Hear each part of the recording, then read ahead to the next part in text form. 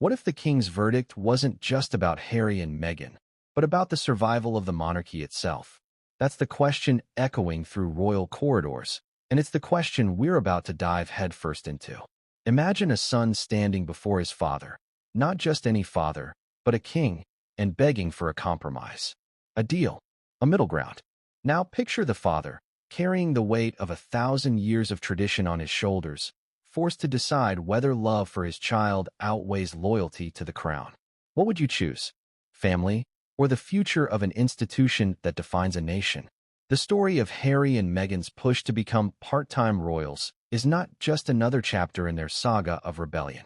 No, this is the climax of a battle between personal freedom and ancient duty. It is a test of whether the monarchy bends to modern convenience or stands like stone against the winds of change. And the truth? King Charles has made it painfully clear there will be no half-in, half-out arrangement. But how did it come to this? Why did he choose this moment to drop his fatal verdict? And why is this decision bigger than just Harry and Meghan? It's about the very survival of the monarchy itself. Before we continue, please hit the like button, subscribe to the channel, and turn on the notification bell for updates. Let's rewind for a moment. The world remembers Megxit. It was supposed to be a graceful transition, a reimagining of the royal role. Harry and Meghan wanted to carve out something that had never existed before, a hybrid model. Part royal duty, part celebrity freedom. Half Windsor, half Hollywood. But the palace is not a flexible corporation. It is not Netflix. It is not Spotify. It is an institution designed to last centuries, not seasons. And the very suggestion of being part-time royals shook Buckingham Palace like an earthquake. Why? Because at the heart of monarchy lies one brutal truth. You're either in or you're out. No shades of gray. No compromise. And when Charles sat down to hear Harry and Meghan's request, he knew this decision would not just affect his son. It would affect the entire monarchy, its image across the globe, and the legacy of the late Queen Elizabeth II. Let's pause for a second. Ask yourself, would you have granted them the deal? Think about it. On one side, you have a son who sacrificed his entire life for the royal machine. On the other, you have the heavy machinery of tradition that demands sacrifice without complaint. Who should win? The hook of this story lies in the fact that Charles didn't hesitate in the way some expected him to. Yes, he has been painted as a man of compromise, a figure often seen bending under pressure. But in this moment, he was cold, unyielding. He made a decision that was final, brutal, and absolute. There would never be part-time royals. Now imagine the shockwaves that sent through the Sussexes. Harry, the boy who once ran after his mother's coffin, standing across from his father, being told no. Meghan, who came into this family believing she could modernize and transform it, hearing that the monarchy would never give her what she wanted. It wasn't just a verdict, it was a sentence. And the public? They were left stunned, watching a family drama unfold that was bigger than any TV series they had binged on Netflix. Let's break it down. The idea of part-time royals wasn't just impractical, it was dangerous. If Charles allowed Harry and Meghan to carve out such a role, what would stop others? Could Princess Beatrice or Princess Eugenie demand the same? Could future royals split their time between duty and personal freedom? It would tear apart the very concept of service. Duty is total. It is not part-time.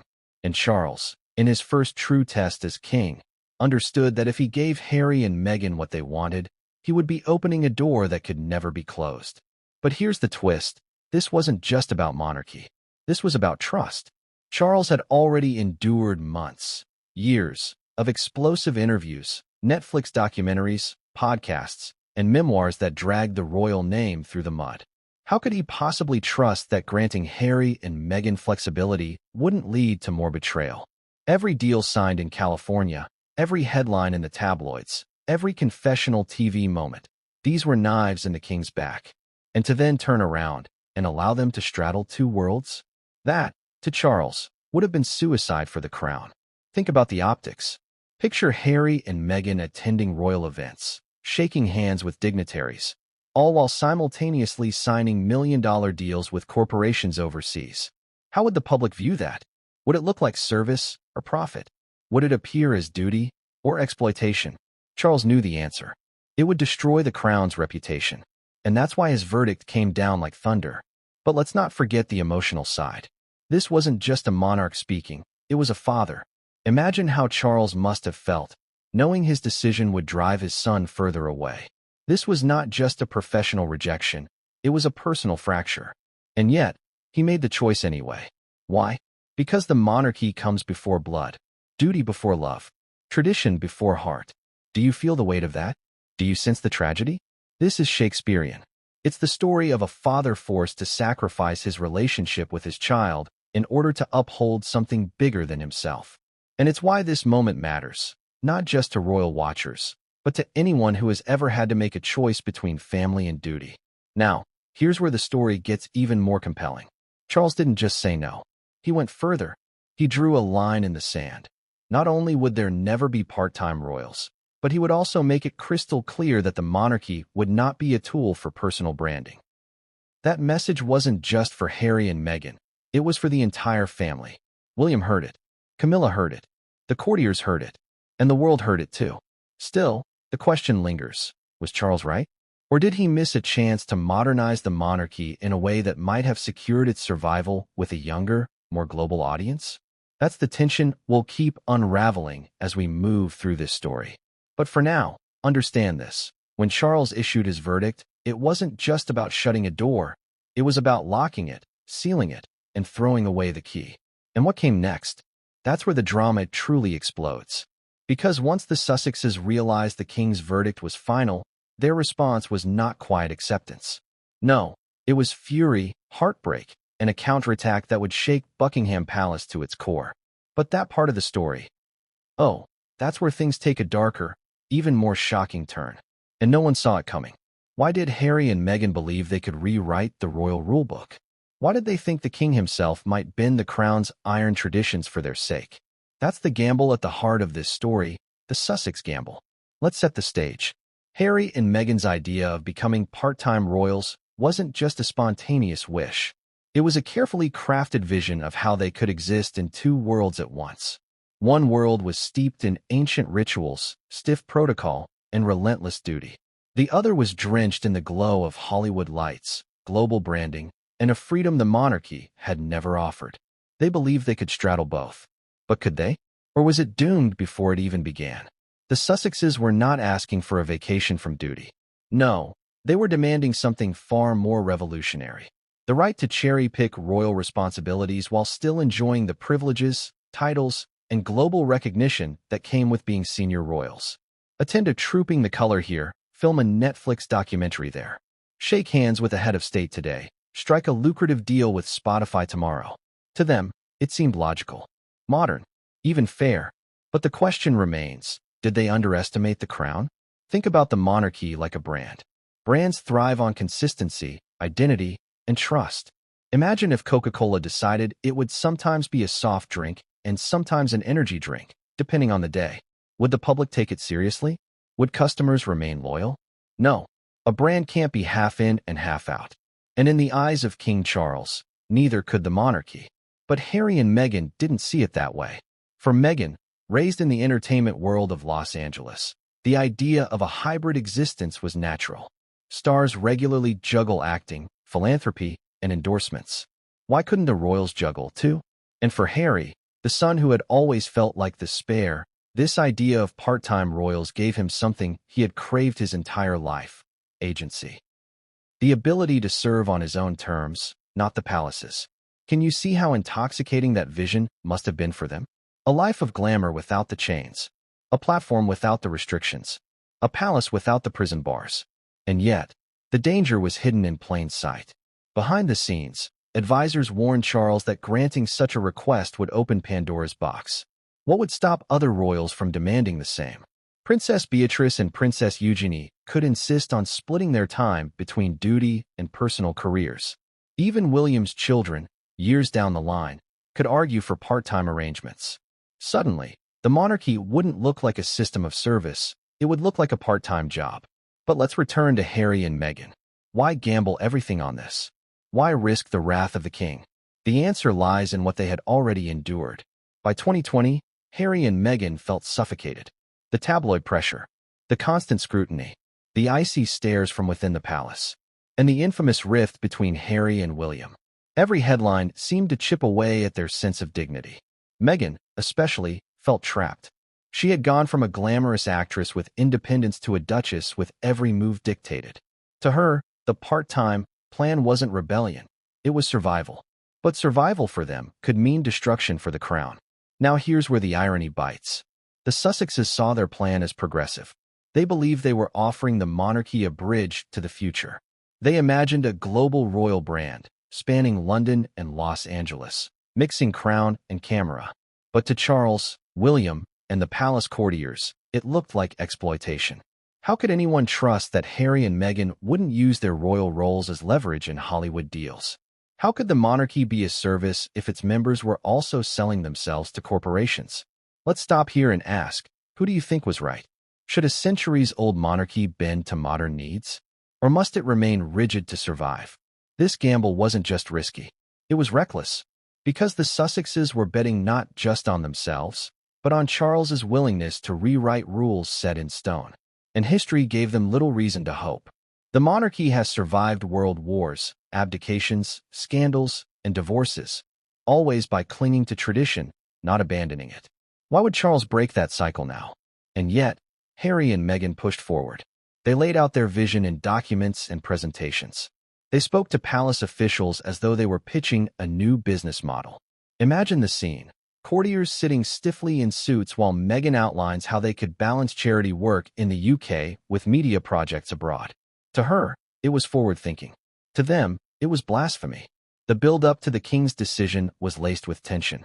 Harry thought his father might sympathize, remembering his own battles against royal constraints. Meghan thought her charisma and arguments could win the room. But both overlooked one crucial factor. The monarchy is not a democracy. It is not a business. It is an institution that survives precisely because it does not bend to individual whims. Still, for a brief moment, it seemed like the gamble might work. Charles listened. He nodded. He let them speak. And for Harry, that flicker of hope was everything. Could his father really allow them to carve out a role that had never existed before? Could the crown finally make space for freedom? But that hope was crushed, and the crushing was deliberate. Because while Harry and Meghan imagined themselves as pioneers, Charles saw them as a threat. And William? He saw them as an existential danger. That's why, behind closed doors, pressure mounted. The courtiers whispered warnings. William demanded firmness. And Charles realized the gamble wasn't just Harry and Meghan's, it was his. If he agreed, the crown might collapse. If he refused, he might lose his son forever. So here's the tragedy. The Sussex gamble wasn't just about freedom. It was about loyalty. Would Harry choose his wife's vision of modernity or his father's vision of tradition? Would Meghan accept the limits of duty or insist on rewriting them? You already know the answer. The gamble failed. The verdict was fatal. But what happened in those palace walls? The whispers, the warnings, the tension before Charles spoke. That's where the story sharpens. That's where the walls truly began to close in. And what came next was far more devastating than Harry or Meghan could have imagined. Because Charles wasn't just weighing their request. He was preparing to deliver a blow that would echo through history. And when he finally did, everything changed. What happens when the walls of a 1,000-year-old palace start to close in on you? Not metaphorical walls. Real, suffocating traditions, whispered threats, and unyielding expectations that echo through marble halls. That's exactly what Harry and Meghan faced after laying their cards on the table. They believed they could negotiate with the crown. But Buckingham Palace is not a negotiation table, it's a fortress. And the moment their part-time royal plan was unveiled, the fortress turned on them. Inside the palace, whispers carried more weight than public speeches. Staff, advisors, courtiers, those unseen figures who greased the wheels of monarchy, started murmuring one word over and over: precedent. If the king allowed Harry and Meghan to be half in and half out, what precedent would that set? Suddenly, the monarchy wouldn't just be duty, it would be a pick-and-choose lifestyle. And for the palace, that was unthinkable. Imagine it. Charles seated in one of the palace's gilded rooms, advisors arrayed before him, each voice blending into a chorus of warning. Your Majesty, the crown cannot survive dual loyalty. Sire, if you yield once, you'll yield forever. The monarchy will lose its moral authority. Do you feel the pressure? Do you hear the echo of centuries weighing down on a single man's shoulders? But Charles wasn't the only one in that room. Behind the scenes, William was watching. William, the heir, the man destined to carry the crown into the future. And William was furious. To him, Harry's plan wasn't just dangerous, it was betrayal. The monarchy is not a business deal. It is service. Total. Relentless. To William, his brother was asking to have all the privilege without the sacrifice. And William could not, allow that.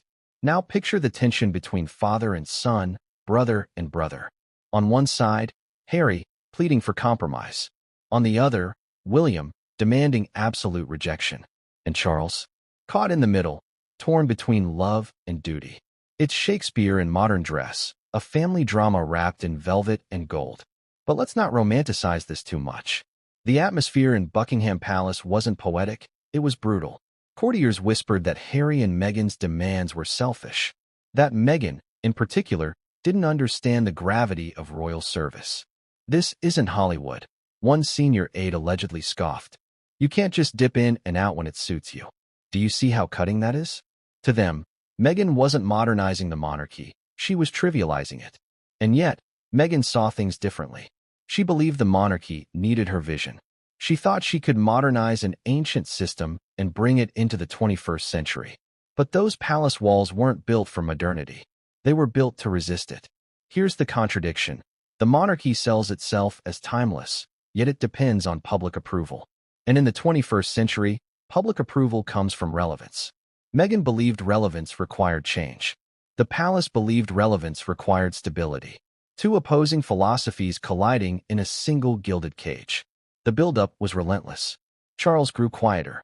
William grew louder. Meghan grew angrier. Harry grew desperate. Can you feel it? The walls weren't just closing in, they were suffocating. And here's the irony. The more Harry and Meghan pushed, the more the palace stiffened. Every argument for flexibility only hardened the resistance. The courtiers knew that if Charles wavered, if he gave even an inch, the monarchy's authority would crack. And cracks, once they appear, spread fast.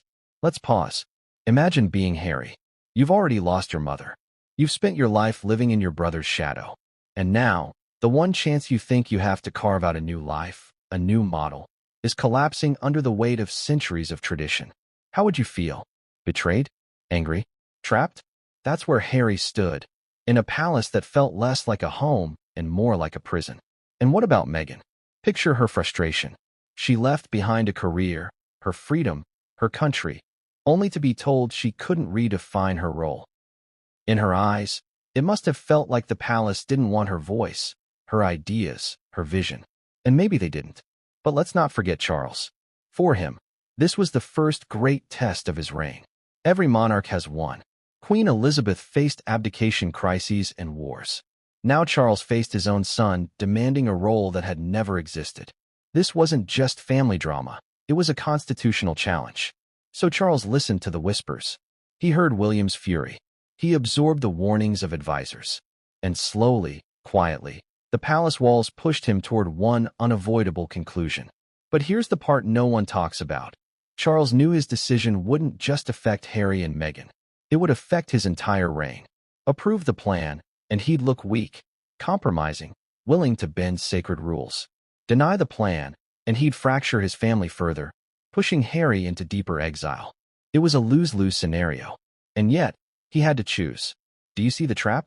Do you see the pressure building like steam in a sealed chamber? That's the palace machine. It doesn't care about feelings. It doesn't care about fathers and sons. It cares only about survival. And in those weeks, the survival of the monarchy demanded one thing: resistance. The whispers grew louder, the warnings sharper, the walls tighter, until finally, there was no escape. Charles had to speak. He had to decide. And the decision he would deliver wouldn't just close a chapter. It would slam the door shut on Harry and Meghan's vision forever. But before Charles opened his mouth, before he gave his fatal verdict, another voice thundered through the palace corridors. Not Meghan's, not Harry's. It was William's. And his words would ignite a confrontation that shook the family to its core. What happens when a brother stops being a brother and becomes a soldier for the crown? That's the question at the heart of William's stance. Because if Charles hesitated, If Charles wrestled with fatherly love and royal duty, William did not. For William, the idea of Harry and Meghan being part-time royals wasn't just impractical. It was unthinkable. It was betrayal.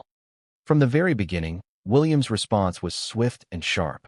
While Harry pleaded for flexibility and Meghan pitched her blueprint for modern monarchy, William was already digging his heels into the earth. His position was simple: there is no middle ground. There is service, or there is freedom. But you cannot have both. You cannot carry the crown in one hand and a Netflix contract in the other. Let's pause here. Can you imagine the tension in the room when William spoke? The brother Harry had once leaned on. The boy he had played with in Kensington Gardens, the teenager he had laughed with at Diana's jokes, was now glaring at him across a chasm as wide as the Atlantic. And William's words cut deep. Insiders say William was blunt, almost brutal. He told Charles that yielding to Harry and Meghan would destroy the monarchy, that it would send a message to the entire family and the world that duty was negotiable. And for William, duty was not negotiable. Not after what their grandmother, Queen Elizabeth II, had drilled into them. Not after what their mother, Diana, had sacrificed. Not after the centuries of blood and service that built the institution they represented. And this wasn't just about the monarchy. This was personal. William had always carried resentment toward Harry's unpredictability. The scandals, the Vegas photos, the fiery interviews. William was the heir. He couldn't afford chaos. He couldn't afford scandal. To him, Harry was a liability. And now, with Meghan at his side, Harry wasn't just a liability. He was a danger to the crown itself. Can you see how deep this runs? William saw himself as the guardian of the monarchy's future. Every decision, every word, every stance he took was with one eye on the throne he would one day inherit. And from that vantage point, Harry and Meghan's plan wasn't innovative. It was corrosive. If Charles gave them the green light, William's own reign could begin under a weakened, fractured monarchy. And he would not allow that. So William confronted his father. Reports suggest he reminded Charles of the Queen's own words. That service was lifelong, not part-time. He reminded him of the abdication crisis of 1936, when Edward VIII's love affair nearly toppled the crown. He reminded him that once you open the door to compromise, you can never shut it again. But here's where it gets even more dramatic. William wasn't just angry at Harry. He was angry at Charles. He saw his father as weak, too often swayed by emotions, too often desperate for reconciliation. And William, hardened by years of preparing for kingship, believed weakness was fatal. To him, Charles's hesitation wasn't compassion, it was cowardice. And so William pushed harder. Picture it, a heated conversation in one of Buckingham Palace's private rooms. Harry pleading for understanding. Meghan insisting that their plan would modernize the monarchy. Charles silent, weighed down by the impossible choice before him. And then William.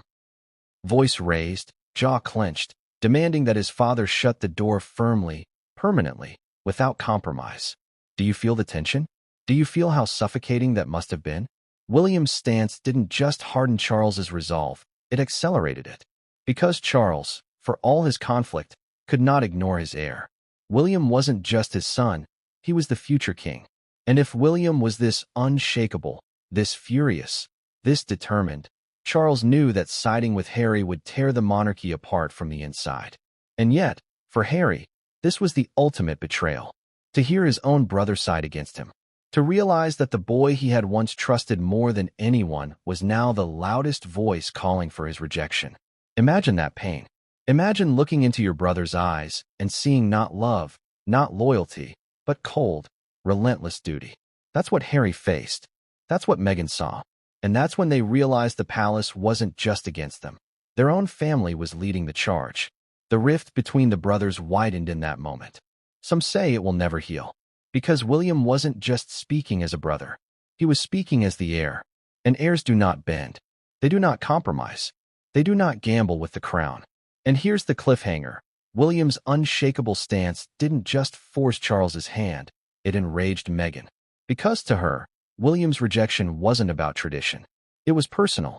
And the blueprint she had crafted for their future was about to be torn apart, word by word, by the king himself.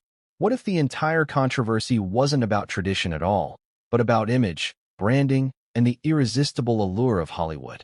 That's the question that haunts Chapter 4, Meghan's Hollywood Blueprint. From the moment Meghan married Harry, critics whispered that she had a plan. Some called it ambition, others called it survival. But Meghan had spent her adult life in the world of Hollywood, where every handshake can lead to a contract, every photograph can launch a career, and every personal brand is carefully cultivated like a prized garden. She understood something the royals did not. In the 21st century, perception is power.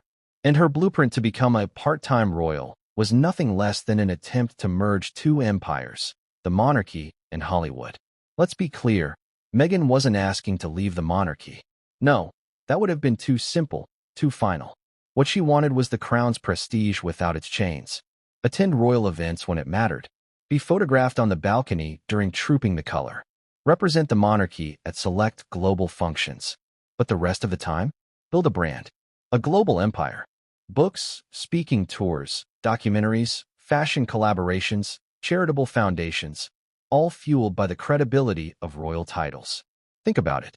To Meghan, the Duchess of Sussex wasn't just a title. It was a logo. And logos, in Hollywood, are priceless. Can you see how revolutionary this plan was? And how dangerous? Because the monarchy was never designed to be a marketing agency. It was built on the concept of service, not profit. Every appearance, every handshake, every smile was supposed to be about duty to the nation, not personal gain. But Meghan's blueprint blurred that line until it vanished. And to palace officials, that was terrifying. But to Meghan, it was obvious. Why wouldn't they use their global platform? Why shouldn't the monarchy embrace a modern model where royals could serve and thrive in the public eye, not just as figureheads, but as global icons? She saw opportunity where the palace saw betrayal. Imagine Meghan in one of her strategy sessions, perhaps sitting across from Harry at their Montecito kitchen table, a notebook open, ideas flowing. We can still serve, she might have argued. We can attend the key events. But the rest of the time, we can control our narrative. We can fund our causes. We can use our influence to make real change. To her, it must have sounded visionary. To the monarchy, it sounded like selling the crown on Netflix. Let's pause and ask, was Meghan wrong? Or was she simply ahead of her time? Hollywood thrives on reinvention. Stars evolve, brands shift, images are reshaped with every project. But the monarchy doesn't evolve, it endures. Meghan underestimated how violently those two worlds would clash. Behind palace walls, Meghan's blueprint wasn't just rejected, it was ridiculed. Courtiers scoffed that she didn't understand the institution she married into. She thinks the monarchy is a platform. One senior aide reportedly sneered. It's not a brand. It's a birthright. Harsh words, but words that reflected centuries of tradition. But to Meghan, those courtiers were dinosaurs. They couldn't see what she saw. A monarchy that could thrive on Instagram, Netflix, and global speaking tours. A monarchy with influence stretching far beyond the United Kingdom. She believed her blueprint wasn't just possible, it was necessary. Now imagine the tension this created between Meghan and William. William, the embodiment of duty, who believed service meant sacrifice. Meghan, the embodiment of modernity, who believed service could coexist with personal freedom and success. Two visions colliding like tectonic plates beneath the crown. And caught between them, Charles. Charles had spent decades fighting for relevance, modernizing the monarchy in subtle ways, championing causes like climate change, sustainable farming, and interfaith dialogue. He, more than anyone, understood the need to adapt. But Meghan's blueprint wasn't adaptation, it was revolution. And revolutions, in monarchies, rarely end well. But here's the irony. Meghan's blueprint wasn't entirely new. History tells us of royals who tried to straddle two worlds. Edward VIII, who abdicated for love, imagined a glamorous life with Wallis Simpson while still leveraging his status. Princess Diana, in her own way, used media and image to redefine what it meant to be royal. Meghan was following a pattern. But unlike Edward or Diana, she didn't want out. She wanted both. And that, to Charles, was impossible. Do you see the contradiction? Meghan thought she was offering a gift, a way to modernize the monarchy and keep it relevant for a global audience. But the monarchy saw it as poison, a threat to the very essence of service. And here's where the story sharpens. Meghan's blueprint wasn't just dismissed. It was about to be destroyed. Because Charles's verdict would tear it to shreds in a single sentence. Imagine the moment. Meghan presenting her vision, Harry standing by her side, hope flickering in his eyes. And then Charles, the king, looking at them both and declaring in cold, unyielding tones, "There will be no part-time royals." Do you feel the sting of that? The humiliation? The finality? For Meghan, it wasn't just rejection. It was a public execution of her dream. And for Harry, it was the clearest sign, yet that his father would always choose the crown over his son. But that wasn't the end. Because looming over every conversation, every whispered warning, every decision was the ghost of another monarch. The woman whose shadow still ruled the palace. Queen Elizabeth II. And her legacy would not allow compromise. Even in death, her presence lingered. That's the truth about Queen Elizabeth II. Her shadow loomed so large that every decision Charles made, every whisper in the palace, every verdict about Harry and Meghan was haunted by her memory. Welcome to Chapter 5, The Queen's Shadow. Think about it. Elizabeth reigned for 70 years. 7 decades of absolute consistency, of calm endurance, of an image so carefully curated that she became more than human. She became an institution. And in those 7 decades, she made it abundantly clear, there is no such thing as being half a royal. You are either in or out. No exceptions. No experiments. So when Harry and Meghan pushed for their part-time royal blueprint, Charles wasn't just weighing his son's future. He was asking himself a question. What would mother do? And the answer, of course, was brutal. The Queen had already dealt with crises that echoed in the halls of history. The abdication of Edward VIII in 1936 set the tone for the monarchy's intolerance of half measures. He chose love over duty, Wallis Simpson over crown, and the fallout nearly shattered the monarchy. Elizabeth was shaped by that trauma, and she carried it with her until her final breath. When Harry and Meghan came forward with their half-in, half-out model, the specter of Edward VIII's abdication hovered like a ghost at the table. Now imagine Charles in his private chambers. The curtains drawn, a photo of his mother on the desk, the echoes of her voice, the lessons she drilled into him. Duty first, always. Charles may have had moments of indecision in his life, moments of weakness. But when he thought of her, he knew he could not bend. Not here. Not now. And let's not forget, Elizabeth herself had already ruled against Harry and Meghan once. Back in 2020, she convened the infamous Sandringham Summit. Remember that? The Queen, Charles, William, and Harry in one room. Meghan on the phone from Canada. Harry pleaded. Meghan explained. But Elizabeth drew her line. She said no to the hybrid model. She allowed them to leave, yes, but she would not allow them to be half royals, half celebrities. Her word was final. And even as Charles became king, her verdict still echoed like scripture. Ask yourself this. How could Charles possibly overturn his mother's ruling? How could he dishonor her memory by approving something she so firmly rejected? The Queen's shadow was more than symbolic. It was political. The monarchy's survival was built on her image of stability. The public trusted her because she never wavered. If Charles began his reign by reversing her decision, what message would that send? That he was weak? That he was willing to dishonor her legacy for the sake of appeasing Harry and Meghan? That he was less of a monarch than she was? For a man who had waited 70 years for the throne, that was unacceptable. But here's the cruel twist. Harry adored his grandmother. He trusted her in ways he never trusted Charles. And yet, it was her shadow that now blocked him.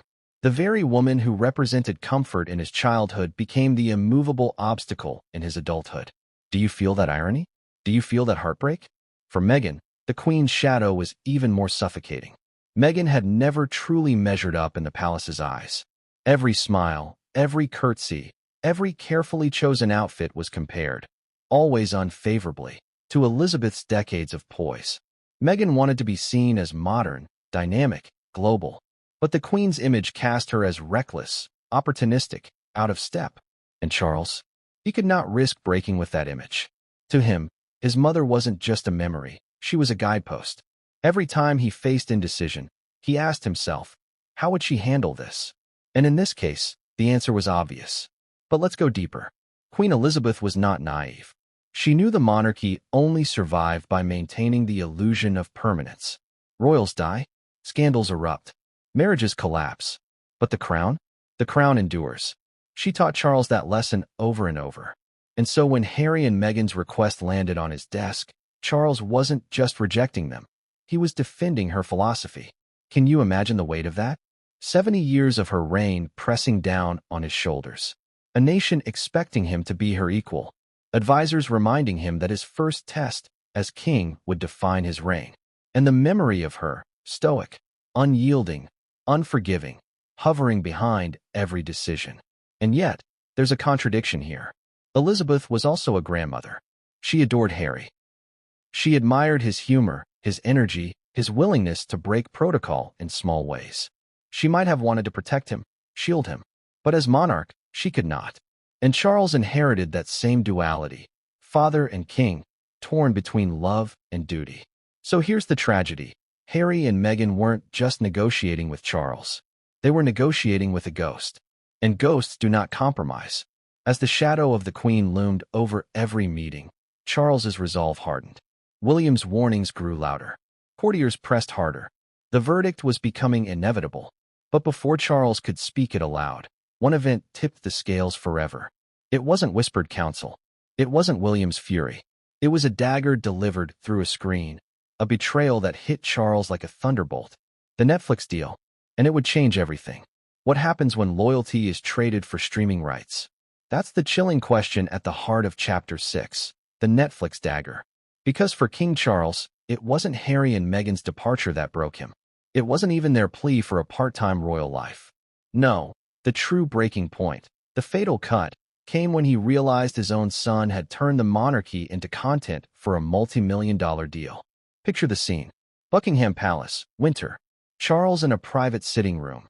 Aides rushing in with urgent papers, headlines blaring across tabloids and television screens. Netflix announces a blockbuster partnership with the Duke and Duchess of Sussex. Hundreds of millions of dollars on the table. Documentaries, series, unscripted projects. And one word rang louder than all the rest: betrayal.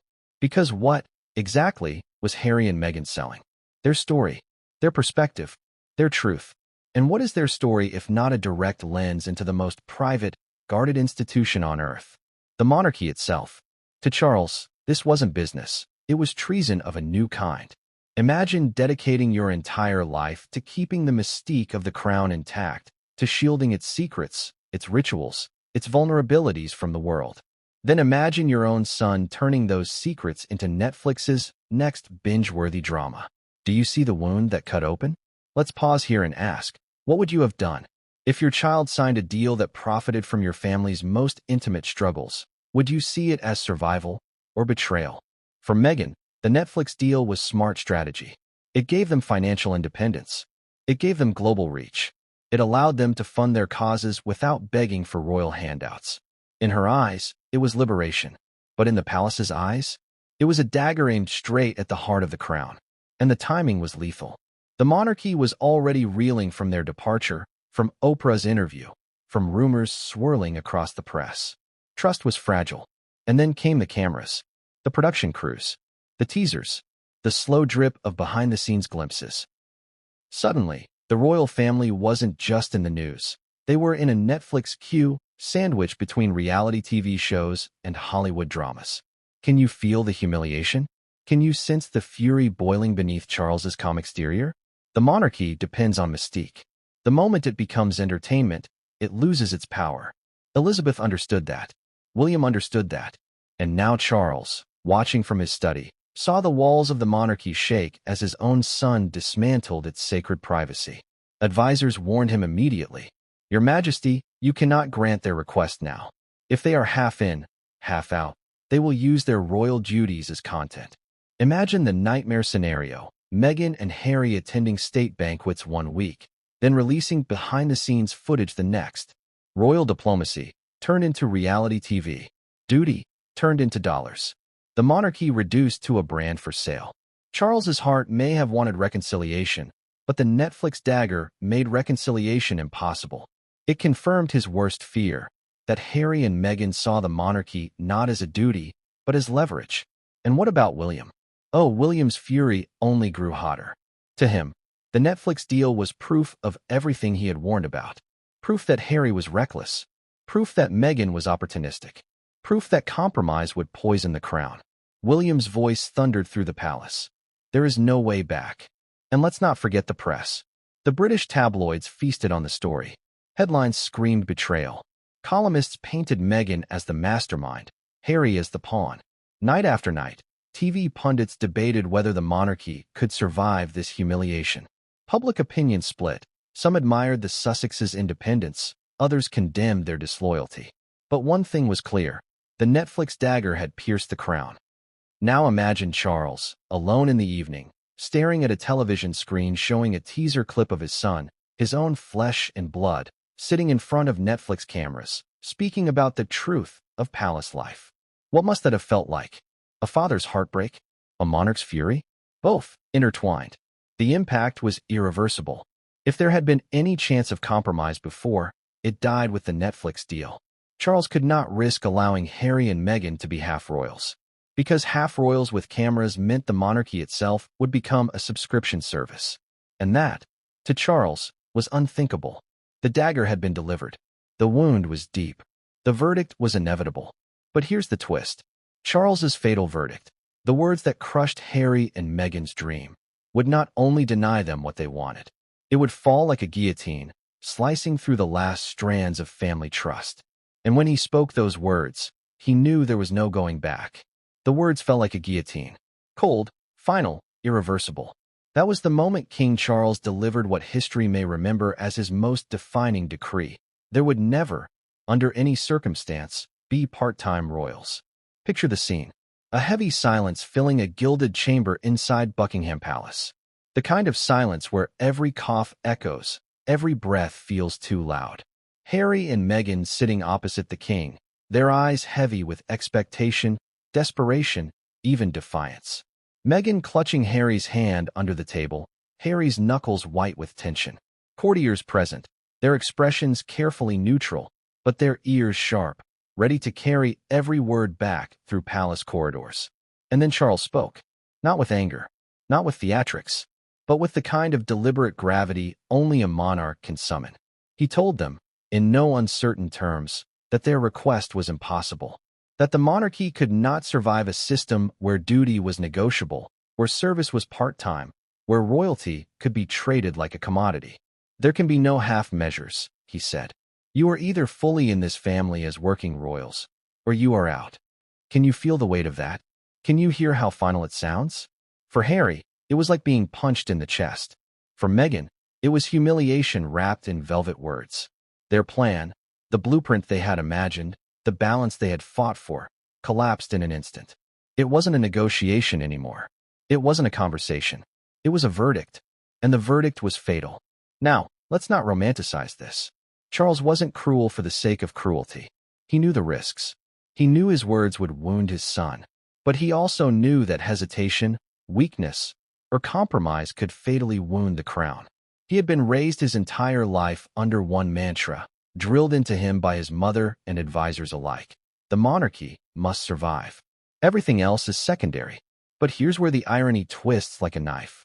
Charles had spent years, decades, fighting to be seen as a modernizer. He wanted to slim down the monarchy. He wanted to adapt, to change, to make it more relevant. And yet, when faced with his son's plea for flexibility, he hardened like stone. Why? Because modernization has limits. And to Charles, Harry and Meghan's vision wasn't modernization, it was dismantling. Imagine Harry's face in that moment. A mix of disbelief and heartbreak. This was his father, the man he had hoped would finally understand him, the man he believed might choose love over tradition. And instead, Charles chose the crown. Once again, Harry was the boy left standing alone, just as he had been the day he followed his mother's coffin through the streets of London. And Meghan? For her, the verdict confirmed every suspicion she had about the palace. That they never wanted her. That they never intended to let her in. That no matter how hard she tried, she would always be the outsider. Do you see how devastating that must have felt? To pour your vision, your hope, your future into a plan, only to have it cut down by a single sentence. But Charles's words didn't just kill their plan. They created ripples. Ripples that spread through the palace, the press, and the world. Advisors breathed sighs of relief. William felt vindicated. The courtiers whispered that the king had proven his strength. Headlines around the globe screamed about Charles's firmness, his refusal to bend. Yet behind the walls of Montecito, behind the carefully curated PR smiles, Harry and Meghan's fury boiled. Because this wasn't just rejection. This was war. Let's pause. What would you have done if you were in Harry's shoes? Accept defeat? Bow your head? Walk away quietly? Or would you fight back? Would you make your story heard? Would you seek revenge in the only way left? Through the media? Through interviews? Through telling your truth? That's the crossroads Harry and Meghan faced after Charles's verdict. And the path they chose would ignite an inferno that still burns today. But before the world saw their counterattack, before Netflix and memoirs and interviews, there was Meghan's reaction in private. And it was explosive. Because for Meghan, this wasn't just about a lost deal. It was personal. And her fury, in those moments after Charles delivered his verdict, would spark the next chapter in this royal saga. What happens when someone who has built their life on resilience, ambition, and reinvention suddenly collides with a wall of absolute rejection? That was Meghan Markle's reality the moment King Charles's fatal verdict fell. And make no mistake, her fury was volcanic. Welcome to Chapter 8, Meghan's Fury. From the outside, Meghan has always been polished, elegant, composed, the actress who could deliver a line with perfect timing and charm an entire room with a single smile. But behind closed doors, after Charles's decree that there would be no part-time royals, insiders say Meghan's calm mask cracked. For the first time, she understood something devastating. She had lost control of the narrative inside the palace. Let's set the scene. Harry slumped in his chair, his face pale, staring at the floor. The courtiers had left. Charles had departed with the stiff dignity of a man who knows he's just burned a bridge he can never rebuild. And Meghan sat there, her pulse racing, her jaw clenched. To her, this wasn't just rejection, it was humiliation. Think about what Meghan had sacrificed. She had walked away from Hollywood, given up her career, relocated to a foreign country, and endured relentless tabloid assaults. All because she believed she could shape the monarchy into something modern, dynamic, global. And now, with one sentence, Charles had told her she would never have that power. She would never be allowed to shape the crown. She was not seen as an innovator. She was an outsider, and worse, an outsider shut out with finality. Can you feel that sting? Imagine Meghan turning to Harry, her voice sharp, her anger raw. They never wanted us. They never wanted me. This was never about compromise. This was about control. Whether she said those exact words or not, that was the emotion radiating from her. Her fury wasn't just directed at Charles. It spread like fire through every corner of the palace machine. She blamed William for his rigidity. She blamed courtiers for their whispered resistance. She even blamed the institution itself for refusing to evolve. But most of all, she saw the monarchy for what she believed it truly was, a system that would rather break family bonds than bend tradition. Here's the contradiction. Meghan had always been praised for her ability to turn setbacks into opportunity. Failed auditions turned into bigger roles. Criticism turned into reinvention. But this was different. This was a rejection she could not reframe. The monarchy wasn't a Hollywood producer she could charm into a second chance. It was an immovable wall of history. And that wall had slammed shut in her face. Let's pause and ask, how would you react if an entire institution defined you as a problem, not a partner? Would you retreat quietly? Or would you fight back with every tool at your disposal? For Meghan, the answer was obvious. She would not retreat. She would use her fury as fuel. Reports suggest that in the days following Charles's verdict, Meghan's determination hardened. If the palace wouldn't let her write her story from inside, she would write it from outside. And she had the platform to do it. Oprah, Netflix, podcasts, memoirs. The global media machine that had once tormented her could now become her weapon. But in that moment, inside those palace walls, her fury was not about interviews or deals. It was about betrayal.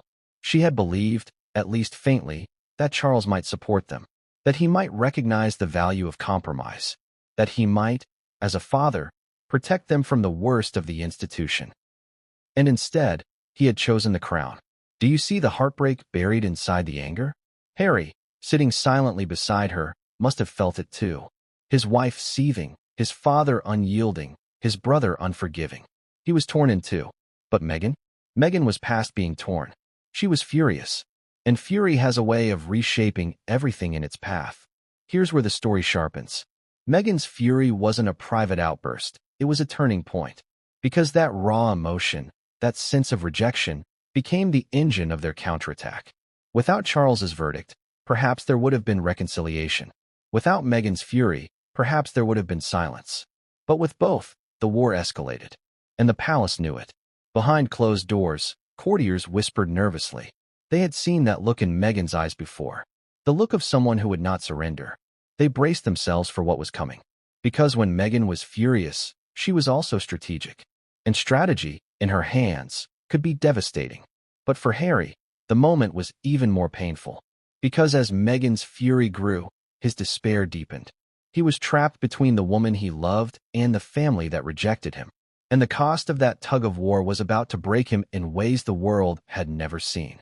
Because while Meghan's fury set her on the path of battle, Harry's heartbreak dragged him into the darkest chapter of his royal exile.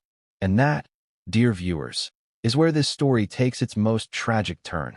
What happens when your heart is pulled in two directions, each one demanding a loyalty you can't possibly give?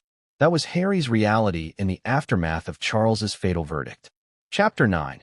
Harry Torn in Two isn't just about a man caught between a wife and a father. It's about a prince crushed between love and legacy, between freedom and duty, between the only family he had left and the new family he was sworn to protect. Let's begin with the silence. After Charles's decree, the room emptied. The courtiers slipped out.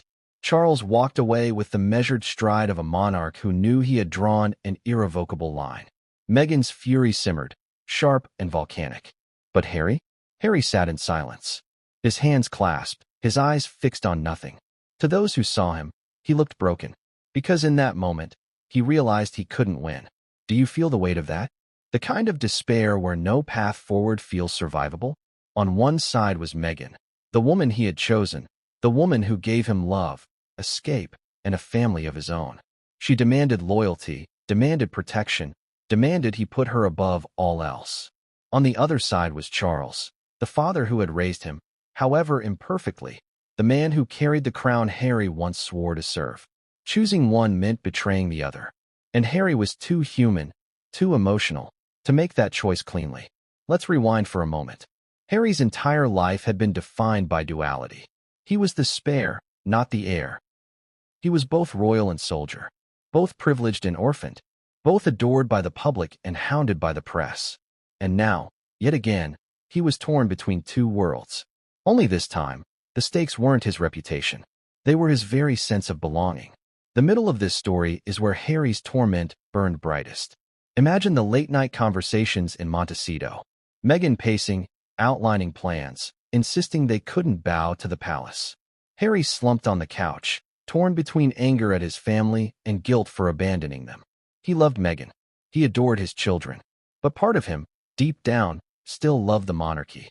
Still loved the idea of duty, of service, of standing beside his brother and father on the balcony of Buckingham Palace.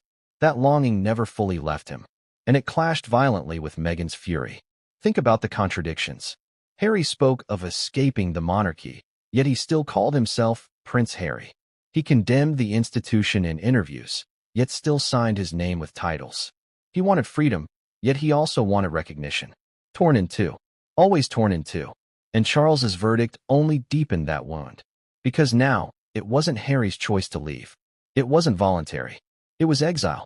He had been told, flat out, that there was no place for him in the crown if he wanted freedom. And that rejection burned like salt in an open wound. Let's pause and ask, what would you have done? Would you have cut ties with your father to protect your wife? Or would you have begged your wife to compromise for the sake of family? Harry tried to do both.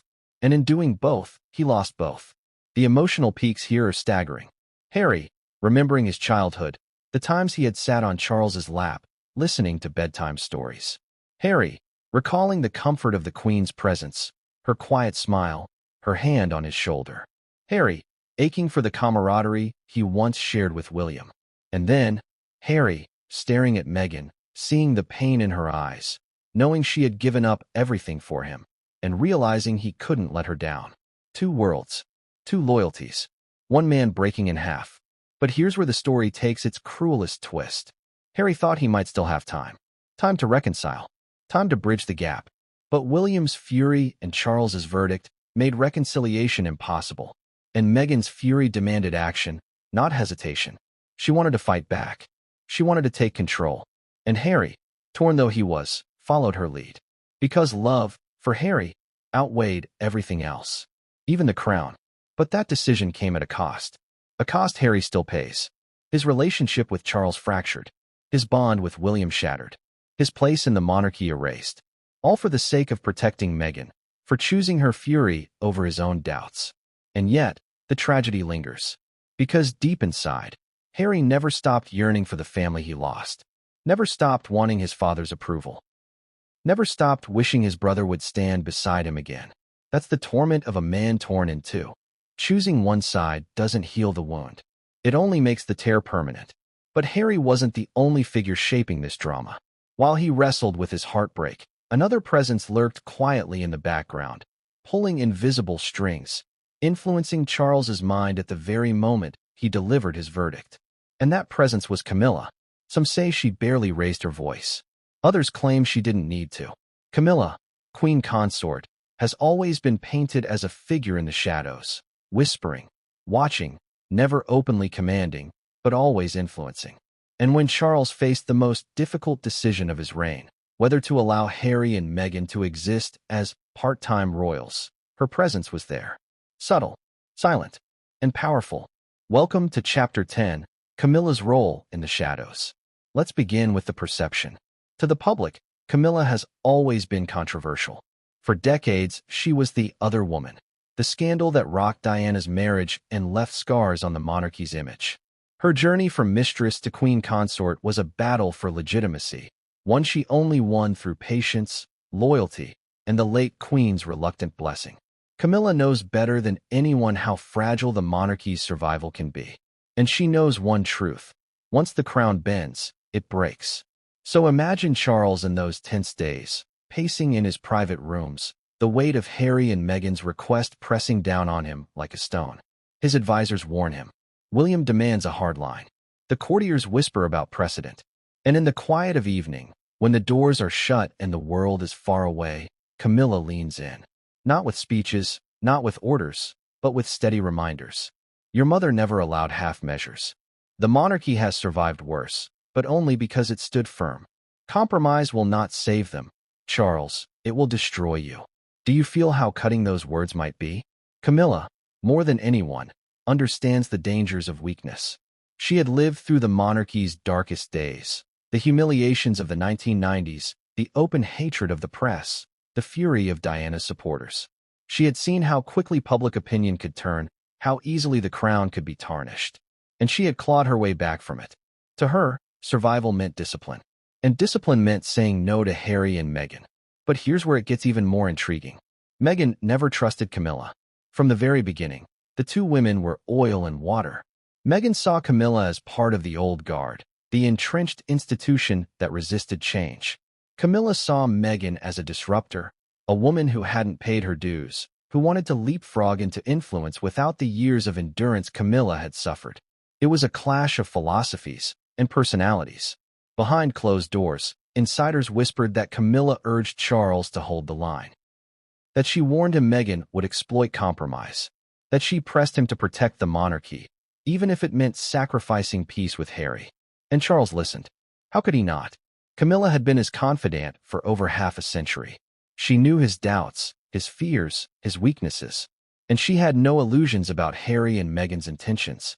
Let's pause here and ask, was Camilla simply protecting the crown, or was she protecting herself? Because think about it.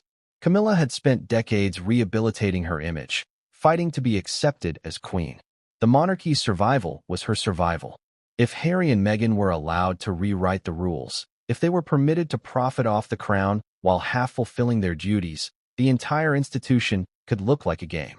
And if the monarchy became a game, Camilla's legitimacy, the one thing she had fought hardest for, would crumble overnight. So yes, she whispered. She reminded. She shaped.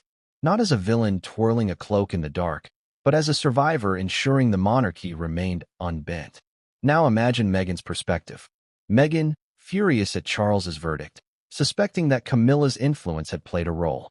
Meghan, remembering every icy look, every subtle dismissal, every time she was made to feel like she didn't belong. Meghan, convinced that the woman who had once been despised by the world was now orchestrating her downfall. Do you see how combustible that was? Meghan's fury wasn't just at Charles. It was at Camilla. And Harry, torn between defending his wife and respecting his father's marriage, was caught once again in the middle. The irony is almost unbearable. Diana once saw Camilla as the destroyer of her marriage. Now Meghan, decades later, saw Camilla as the destroyer of her royal dream. Different women, different eras, the same shadow. And Charles? He leaned into that shadow, not because he wanted to wound Harry, but because Camilla's whispers reminded him of what was at stake. His reign, his mother's legacy, the survival of the monarchy.